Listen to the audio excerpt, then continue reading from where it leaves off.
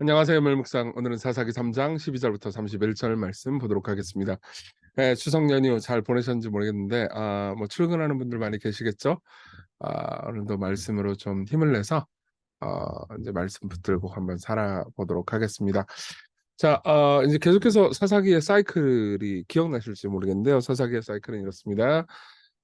이스라엘 백성들이 이제 죄를 지어요.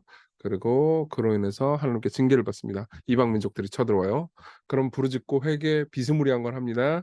그럼 하나님께서 사사를 보내주셔서 구원해 주세요. 근데 또 죄 지어요. 이게 계속해서 반복되는데 이제 그 반복의 사이클 중에서 에훗 사사하고 삼갈이라는 사사 이야기를 잠깐 보겠습니다. 삼갈 한 절밖에 안 나와요. 내용 한번 볼게요. 12절부터 보겠습니다.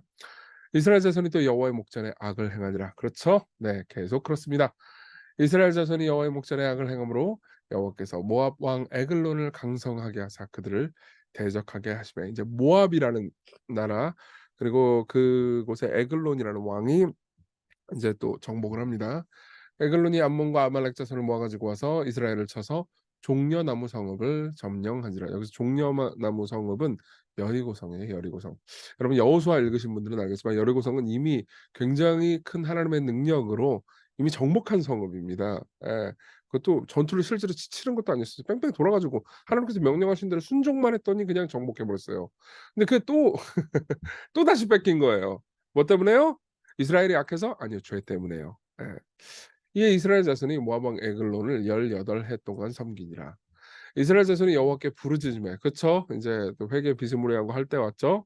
힘들어 죽겠습니다, 하나님. 여호와께서 그들을 위하여 한 구원자를 세우셨으니 그는 곧 베냐민 사람 게라의 아들 왼손잡이 에훗이라. 여기서 왼손잡이라는 말이 중요한데요. 지금이야 왼손잡이구나. 뭐 이런 것도 있고 왼손잡이는 천재래 이런 뭐 이미지도 있는 것 같은데 뭐 과학적으로는 의미 없대요. 근데 어 이때는 왼손잡이면 장애인이었어요. 그리고 아마도 이제 학자들의 추정컨대 오른손에 무슨 상처나 다친 게 있었기 때문에 왼손잡이가 됐을 것이다라고 이야기를 하는 경우도 많습니다. 그러니까 일종의 장애인이고 당시에 천대받는 사람이고 용사나 전사로는 절대 싸울 수 없는 사람인 거죠. 근데 왼손잡이 에훗인데 이스라엘 자손이 그를 통하여 모압 왕 에글론에게 공물을 바칠 때 에훗이 길이가 한 규빗 되는 좌우에 날선 칼을 만들어 그의 오른쪽 허벅지 옷 속에 차고. 자 보세요. 이게 오른쪽 허벅지 옷 속에 찬다라는 게 굉장히 중요한 의미예요. 그러니까 보통 오른손으로 칼을 잡으면 요렇게 빼잖아요. 그러니까 왼쪽에다가 허벅지에 찰 거 아니에요. 근데 왼손잡이니까 오른쪽에 찼죠.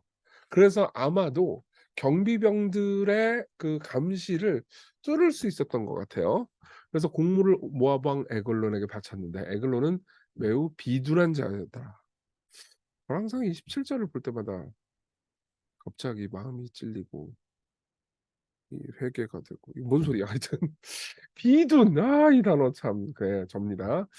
근데 에훗이 곡물 바치기를 마친 후에 곡물을 메고 온 자들을 보내고 자기는 길갈 근처 돌 뜨는 곳에서부터 돌아와서 이르되 왕이여 내가 은밀한 일을 왕에게 아뢰나 하나이다 하니 왕이 명령하여 조용히 하라 하매 모셔선 자들이 다 물러간지라. 자 보세요. 옆에 이제 여기 모셔선 자들은 이제 경비병들 의미예요.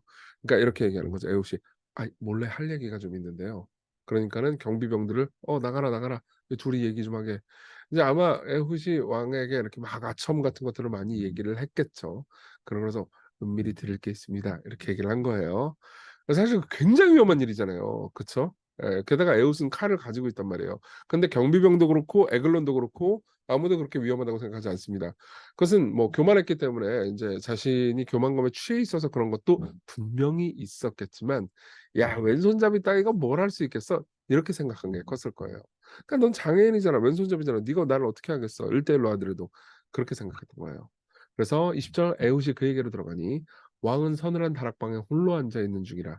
에훗이 이르되 내가 하나님의 명령을 받들어 왕에게 아랠 일이 있나이다 하매 왕이 그의 좌석에서 일어나니 에훗이 왼손을 뻗쳐 그의 오른쪽 허벅지 위에서 칼을 빼어 왕의 몸을 찌르매 칼자루도 날을 따라 들어가서, 그러니까 칼 날뿐만 아니라 자루까지 들어간 거예요. 굉장히 비둔했던 거죠. 그래서 그 끝이 등 뒤까지 나가고 되게 잔인하죠. 그죠? 그가 칼을 빼어 그의 몸에서 빼내지 아니하였으므로 기름이 칼날에 엉겼더라. 이게 이 번역이 너무 개역 개정이 점잖게 됐어요. 기름이 칼날에 엉겨서 똥이 바깥으로 나갔다 이거예요. 그러니까 장을 찔렀을 거 아니에요. 장 안에 똥이 있잖아요. 더럽죠? 그래서 그게 칼날을 타고 나온 거예요. 예. 아주 비참하고 그러니까 비둔한 말 그대로 그런 죽음을 당한 거죠. 그래서 에웃이 현관에 나와서 바락문들을 뒤에서 닫아 잠그니라. 에웃이 나간 후에 왕의 신하들이 들어와서 다락문들이 잠겼음을 보고 이르되 왕이 분명히 서늘한 방에서 그의 발을 가리우신다 하고, 여기서 그의 발을 가리다라는 말은 고대의 은어로 이 똥 싼다는 말입니다. 그러니까 신하들이 잠깐만, 문이 잠겼는데 냄새가 막 나네. 이거 뭐야? 똥 냄새. 뭐지? 이분이 설마 아침부터 계란을, 삶은 계란을 막 몇 개씩 드시더니 갑자기 이 방구 냄새도 아니고 이거 여기서 똥을, 이런 생각을 하신 한 거예요. 와, 되게 더럽고 되게 웃기죠. 그들이 오래 기다려도 왕이 다락문들을 열지 아니하는지라 열쇠를 가지고 열어본즉 그들의 군주가 이미 땅에 엎드러져 죽었더라. 그들이 기다리는 동안에 에웃이 피하여 돌 뜨는 곳을 지나 스이라로 도망가니라.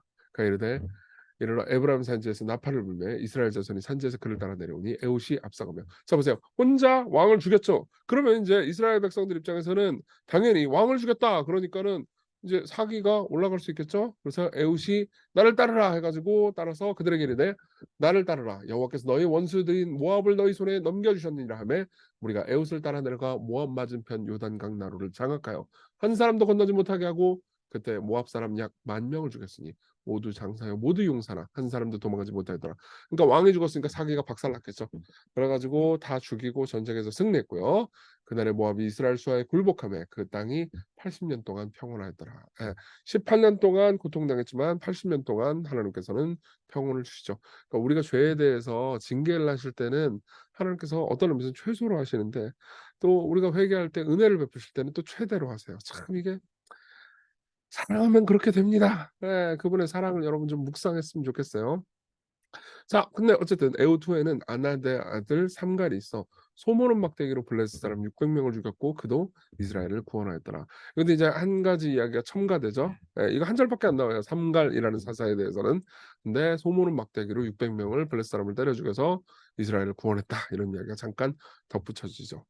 자, 이 두 이야기를 통해서 우리가 알 수 있는 것은, 에훗과 삼갈 이야기를 통해서 알 수 있는 것은 둘 다 약자였고 말도 안 되는 방식으로 이겼다는 거죠. 예.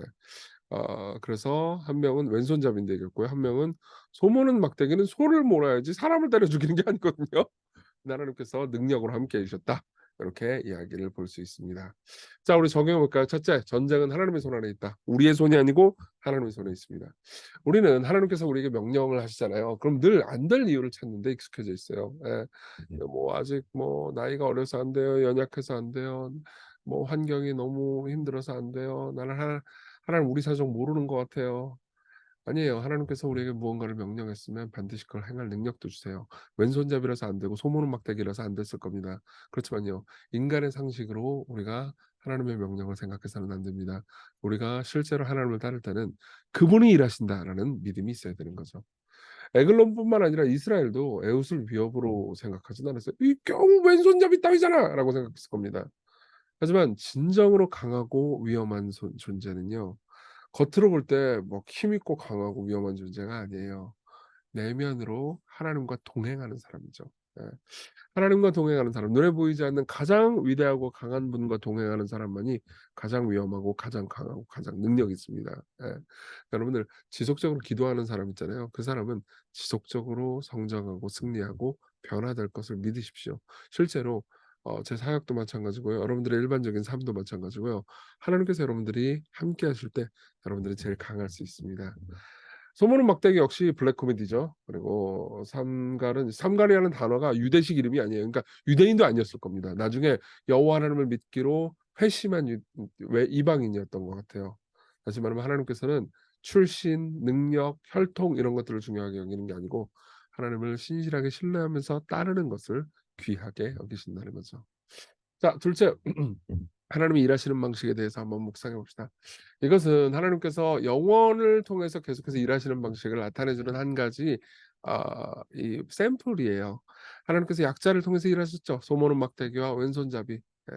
이것은 결국 예수 그리스도께서 어떻게 우리 가운데서 승리를 이루셨는지를 가리키는 이야기다라고 팀 켈러 목사님 이야기합니다. 이 모든 것은 그 어느 누구보다 기대되지 않았던 왼손잡이였던 분을 가리킨다. 그 사사, 진짜 사사 예수님이에요. 예수님이 오셨을 때 그분은 우리가 보기에 흠모할 만한 아름다운 것이 없었고 그는 멸시를 받아 사람들에게 버림받았다. 그분은 그의 백성을 위해 홀로 승리를 쟁취하셨고, 그렇죠. 에훗은 홀로 승리를 쟁취했죠. 그런 것처럼 사람들의 어떤 도움도 받지 않으셨다. 그리고 그는 에훗처럼 자신의 연약함을 통해 그의 백성의 원수를 무찌르셨다. 에훗 이후의 모든 사사들은 그리스도를 가리킨다. 예수님은 사사계의 사사들보다 더 구원자로 보이지 않으시는 구원자와 정반대 모습의 구원자셨다. 그렇죠. 예. 예수님은 정말 너무나 연약하고 풍채 없고 볼품없는 모습을 보셨습니다. 모습으로 이 땅에 오셨어요. 그 전능한 분이요. 근데 그는 큰 승리를 통해서가 아니고 처참한 패배, 즉 십자가를 통해서 그의 백성을 해방시키셨죠. 그게 바로 그분의 지혜입니다. 그분의 능력이에요. 예. 마찬가지예요, 여러분. 여러분들의 인생에서 패배, 고통, 괴로움 이런 것들이 있다고 그래 가지고 여러분들의 인생이 결정적으로 패배했다고 생각하지 마십시오.